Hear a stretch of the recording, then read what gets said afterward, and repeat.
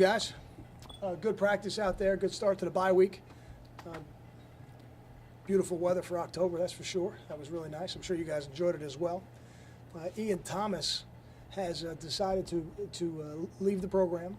He's going to pursue a career in baseball, and we wish him the best, he and his family. Questions? How does that change things for you and what you want to do at corner? I mean, other than the fact that he's not in our plans going forward, not really. No, I think we've got a good group over there. You know, we got to build depth, though, and maybe that's what your question is. And a guy like DeLon Stevenson is going to work some at corner and in the slot, and maybe give us a chance to provide a little bit more depth than what we have right now. Did this happen abruptly, or did you see a sign that this might happen?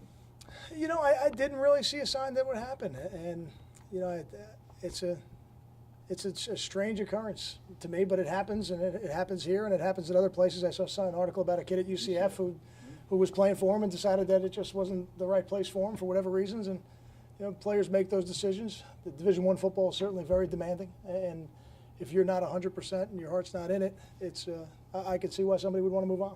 How many more personnel hits can you take at the corner? Oh, You've had Toller, you've had this. Sure. Now you're down to two freshmen. You're talking about DeLon, another freshman bringing over. I'm really excited about the opportunity that this provides for the freshmen. I think, you know, we've got a couple of guys over there in Nadir and Anthony who have really shown flashes of doing a really nice job for us, and getting Grief Glasham back. He was out there today. That's going to help us a little bit, build some depth, and it's going to provide opportunities, you know, for guys like DeLon Stevenson and Javon Tyree, two of the younger guys in our program that have been working really hard. And I think as we go through this bye week, you know, it'll be a great opportunity for all those guys. But I put all my focus on the ones that are on the field, and I'm excited for the opportunity this provides those players. Did he tell you that he was going to leave the school and pursue it at a baseball at a different school, or? It's my understanding it'll be a different school. Okay. Is Garif, after this week, will he be back in the rotation?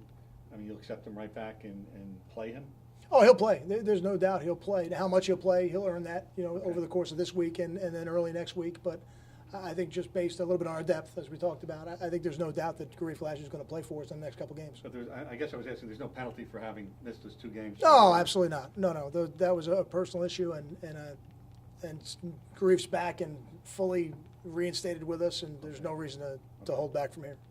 Kyle, halfway through his first season on defense, how is Jeremy Gearing doing at safety, and is the hardest part for him, because obviously he's got a lot of physical talent, is the hardest part getting the defensive instincts and coverage and angles on tackles coming up to the line of scrimmage? I think experience always makes you a better player, and for a guy who's played a lot in a lot of different positions, the more snaps he takes at safety, I think the better he'll get in all aspects of it. The most exciting thing to me was how physical he was. That's always the first thing you look for when you move a guy from offense to defense, is how physical a player will they be willing to be. And Jeremy's been very physical from day one. He's breaking on the ball better and better each day. I think you saw that in the last game where he had the 1 interception, almost had a second. So I think the transition has been fully made, and now the more he plays, I think the better he'll get as the season goes on. You talked after the Louisville game about evaluating some things on your offensive line since you have a bye week and some extra time before the next game. What have you learned about it in terms of looking at it? Well, you know, we've got some competition in some spots for playing time, and we probably will end up ultimately playing more than 5 players in the game coming up in 2 weeks. But we also have some guys that aren't completely healthy. You know, Taj is not 100% healthy right now. Andre's coming back to being 100% healthy. Antoine is trying to get back to being 100% healthy. Chris Muller's not 100% healthy. So, you know, in terms of what that competition will ultimately be this week, I don't know that. And we seem to be a little bit healthier from the center to the left side of the line. But, you know, we got to first get them all healthy and then get them working together and then figure out what the best combinations are. But I think those 7 guys are going to play in the games. I don't foresee it differently than that. Was there a common thread in the 8 sacks allowed?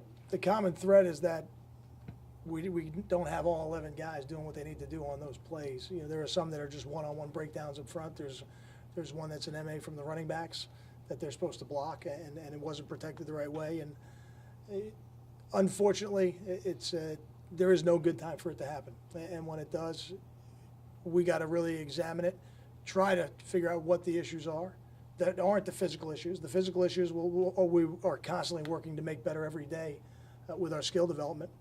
I don't want to take any credit away from their defense and what they've accomplished. They've got one of the better defenses in the country. I think over 6 games that's held up. But I think we could have performed better. I think we can win more one-on-ones. I think from a scheme standpoint we can execute better. And we can do a better job of fitting the pieces in the right places, from the running backs to the tight ends to the O-line. Is this particularly bothersome to you that you're in the near the bottom of the country in sacks allowed? We endured that bad season a couple of years ago. Does that kind of annoy you more than maybe some other breakdowns would in certain areas because of your background? No, they all bother me. As the head coach, you know, they all bother me. I don't think there's any moral victories if something goes wrong on defense for me. You know, it's something we work very hard to rectify, and last year we did a better job of it, and this year we're not doing as good a job of it, and we need to do a better job. Thoughts on Kevin Snyder's play through the first half of the season? I think Kevin's been very steady. You know, I think he's making the plays that he's had the opportunity to make, and he's a guy that, for us, is a little bit of a safety blanket because he provides some flexibility in positions if you do get guys dinged up. How much experimentation can you afford to do during the bye week at, you know, receiver, linebacker, secondary, trying out new guys? I don't know that we need to. I don't think you need to experiment, but I do think the bye week affords some guys opportunity to play a little more. And the more a player shows you he can do it in practice, the more willing you are to give him the opportunity to do it in a game, because I do think there's a difference. I don't think that one necessarily equates to the other, but until they can show you they can do it in practice, it's hard to give them that opportunity in the game. Thanks, Kyle. Thank you, guys.